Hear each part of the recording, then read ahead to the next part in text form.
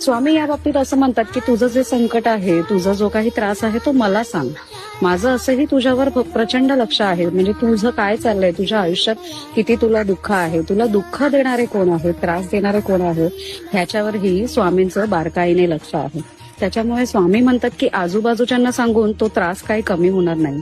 तू एकदा फक्त मला तो त्रास सांगून बघ, माझ्याशी संवाद साध. मी इथेच बसलोय, मी सतत तुझ्या सोबत आहे. त्याच्यामुळे एकदा माझ्याशी फक्त बोलून बघ. मी स्वतः जरी तुझ्याशी बोललो नाही तरी कोणाला ना कोणाला नक्कीच पाठवेन तुझ्या मदतीला.